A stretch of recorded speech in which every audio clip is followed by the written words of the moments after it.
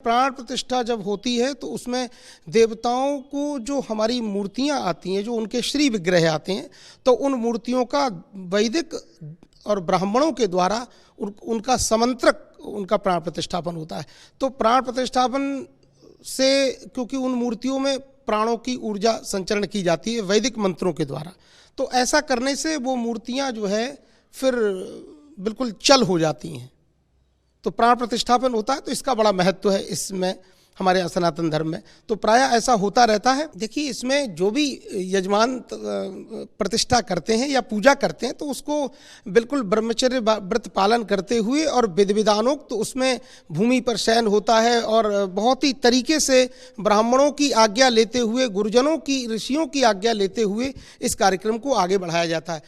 देखिए, इसमें प्रातःकाल उठ करके अपने जितने भी कार्य होते हैं प्रातःकाल वाले, निवृत्त होकर के शौच आदि क्रिया और उसके बाद स्नान आदि से पवित्र होकर के, और इसमें विधिवत प्रातःकाल संध्या, मध्याह्न काल, सायंकाल संध्या और वैदिक ब्राह्मणों के द्वारा सबसे पहले भगवान गणेश जी का पूजन, गौरी माँ का पूजन, कलश वरुण का पूजन जिसमें 33 करोड़ देवी देवता का आवाहन होता है। गंगे च यमुने चैव गोदावरी सरस्वती नर्मदे सिंधु कावेरी जलेस्मिन सन्निधिं कुरु, उस कलश वरुण में सबका आवाहन होता है। और ऋग्वेदो यजुर्वेदो सामवेदो यथर्गणा अंगैश्च सहिता सर्वे कलशस्तु समाश्रिताः अत्र गायत्री सावित्री शांति पुष्टिकरी तथा अशांति न हो तो शांति देवी का भी, माने बहुत सारे ऐसे देवी देवताओं का प्रतिष्ठापन होता है।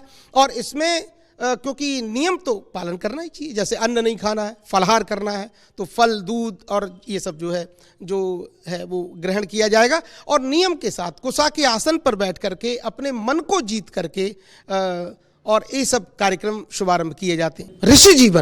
ऋषि जीवन होगा जो भारतीय सभ्यता है। देखिए, ऋषि जीवन भी ये होता है कि फलहार ही केवल होता है, भोजन वो लोग नहीं करते हैं। और श्वास को जितस्वनो जितश्वासो जितसंगो जितेंद्रियः स्थूले भगवते नंतो मनः संधारयेद्यः।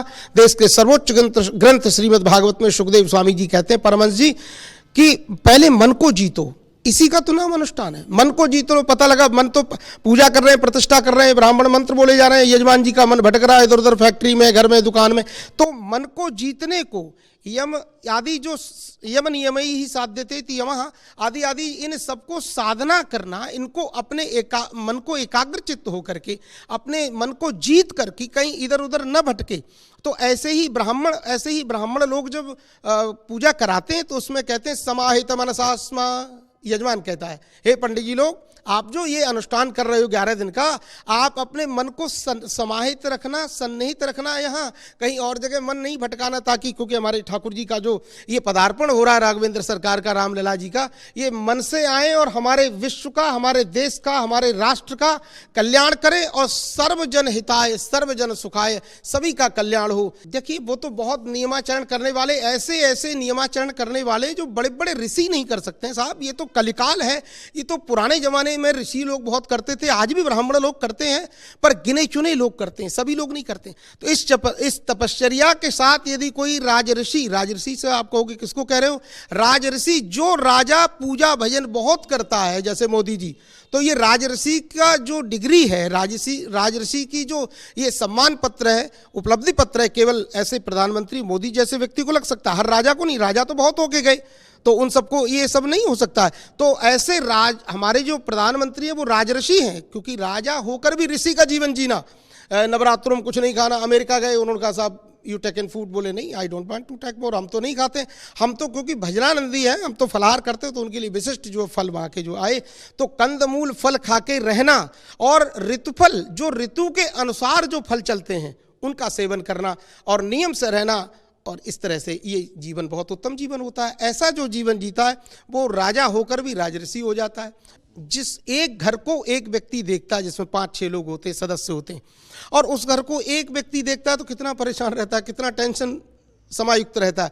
लेकिन जिसके पास में इतने 125 करोड़ लोगों की जनसंख्या और उन सबकी चिंता, और देश की चिंता, राष्ट्र की चिंता, और उपद्रवियों को भी देखना कि कहाँ क्या ना कुछ अघटित घटना कुछ ना हो जाए। तो ऐसे में मन को समझाना और मन को एकाग्रचित्त होकर और संस्कृत में अपने मन को बनाकर और देव में अपने मन को बनाकर ऐसा अगर कोई करता है तो इससे बढ़कर क्या जीवन हो सकता है। ये तो कोई राजऋषि ही कर सकता है, ये साधारण प्रधानमंत्रियों की बस की बात नहीं है। सबसे पहले उनको जलाधिवास किया जाता है, मूर्ति को जल में उनको माने शयन कराना, जल में डुबा देना। इसके बाद अन्नाधिवास होता है, पत्राधिवास होता है, फिर घी में भगवान को शयन कराना माने डुबा देना, शुद्ध गऊ के घी में भारतीय। और उसके बाद फलों में भगवान को शयन कराया जाता है, अधिवास होता है। कई तरह के पुष्पाधिवास है, पुष्प में भगवान को एक रात्रि के लिए अधिवास कराया जाएगा, शयन कराया जाएगा। इसके बाद वस्त्राधिवास होगा, वस्त्रों में भगवान को आच्छादित किया जाएगा। इसके बाद शय्याधिवास, भगवान को दिव्य जो हम लोग बिस्तर जो हमारा पलंग है, शैया है जिस पर शयन करते हैं, वो पूरे वस्त्रों में भगवान को परिवेष्टित किया जाएगा। अन्नाधिवास, घृताधिवास, फलाधिवास, ये सारे अधिवास लगते हैं।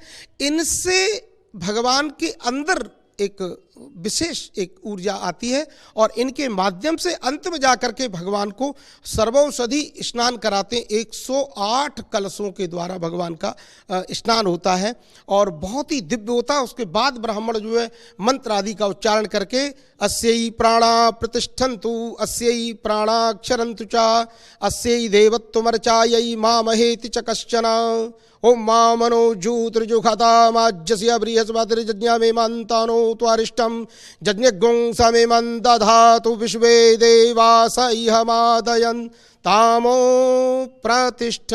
ये प्रतिष्ठा का विशिष्ट मंत्र जो अभी आपके सामने बोला, इस मंत्र से ब्राह्मणों के द्वारा और ये प्रतिष्ठा होगी और हमारे रामलला जी वहाँ विराजेंगे।